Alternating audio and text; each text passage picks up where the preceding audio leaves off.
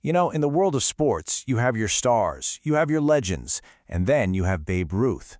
He wasn't just a baseball player, he basically was baseball. We're going to dive into the story of how one man became an American icon. It all really starts with one number, 714. For almost 40 years, that number was the absolute pinnacle of baseball. It was the record for career home runs, and it made Babe Ruth the undisputed king of the long ball. And if you really want to understand the man behind the myth, just listen to him. After he hit a ridiculous 60 home runs in a single season back in 1927, this is what he said. That's not just confidence, that's the sound of someone who knew, without a doubt, that he was changing the game with every single swing. But, those big numbers, as incredible as they are, they're only part of the story. The real question is, how on earth did one guy become so much bigger than the sport he played? How did George Herman Ruth become the Babe? Well, the legend was definitely built on just pure dominance. I mean, look at this list. It's not just a bunch of stats. It's a blueprint for a career that totally reshaped a sport. 7 World Series wins, leading the league in homers 12 times. It's really no surprise he was the first ballot Hall of Famer. The man was just playing a different game than everyone else. But here's the thing. That path to becoming invincible, it was anything but easy. Before he was a hero to millions, he was basically seen as a lost cause. To really get the story, we've got to go all the way back to the beginning. Can you imagine this? At just 7 years old, his own family sent him away to a reformatory school. The official reason they put on the paperwork? Incorrigible. This guy, this future American hero, was a troublemaker, a kid who was completely out of control, a total world away from the legend he would become. But at that school, St. Mary's, he met the one person who would change everything, Brother Matthias Boetticher. This guy saw something in the young Hellraiser. He saw past the attitude and recognized this unbelievable raw talent. He became the father figure Ruth desperately needed, teaching him not just how to play baseball, but how to channel all that wild energy into that iconic swing. And once he got that guidance, his rise was just insane. Look at how fast this happened. February 1914, he signs his first pro contract. Just 5 months later, he's in the major leagues playing for the Boston Red Sox. From a reform school kid to the big leagues in the blink of an eye, it's just an unbelievable climb. Okay, so this is where the story just explodes.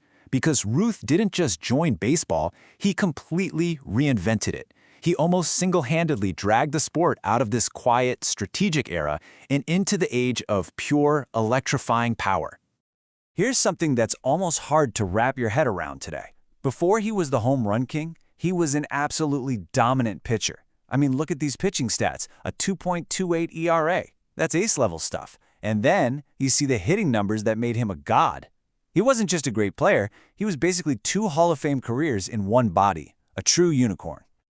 And that amazing talent led to probably the most infamous trade in sports history. The Red Sox sold him to the New York Yankees, and that one deal completely flipped the fortunes of 2 of baseball's biggest teams and gave us the legendary Curse of the Bambino, an 86-year championship drought for Boston. Ouch. So, to put it simply, baseball before Ruth was kind of like a chess match. It was strategic, low scoring. After Ruth, it was fireworks. The home run became the main attraction, and he was the star of the show. People flooded into stadiums just for the chance to see him hit a baseball into orbit. And the absolute peak of his power came in 1927. He was part of that legendary Yankees lineup known as Murderer's Row, and he hit an unbelievable 60 home runs. He shattered his own record, and that number stood for 34 years.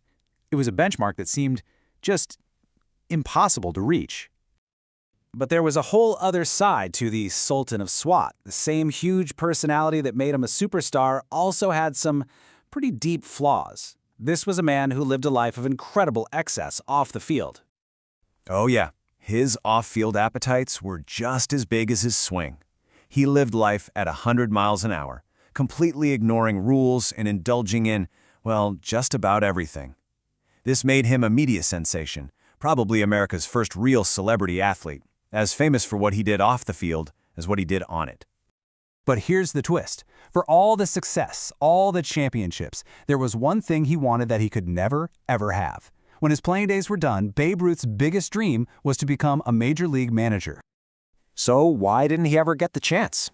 Well, his own general manager, Ed Barrow, summed it up perfectly with this quote. The irony is just staggering, isn't it? The very same wild, undisciplined nature that made him a beloved icon was exactly what kept him from achieving his final dream.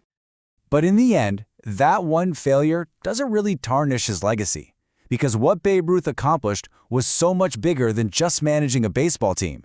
He became an American immortal. Seriously, just think about it. His name is literally a part of our language. When you want to say someone is the absolute best at what they do, could be a chef, a scientist, anything, you call them the Babe Ruth of their field. That is a level of cultural impact that almost nobody ever reaches. And in the game of baseball itself, his presence is still everywhere. His retired number, the monuments, they're all great, but his real legacy is in the way the game is played today. The power-hitting, home run-focused style he created, that's modern baseball. He's not just in the history books, he's in the sport's DNA. So that brings us to the big question, right?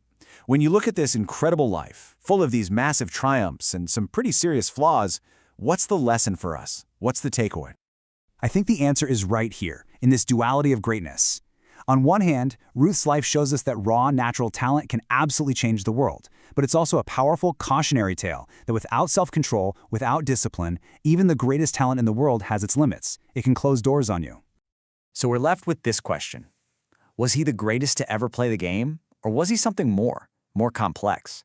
A flawed hero who, just by being himself, saved a sport and became an American legend. You know what? Maybe the answer is he was both.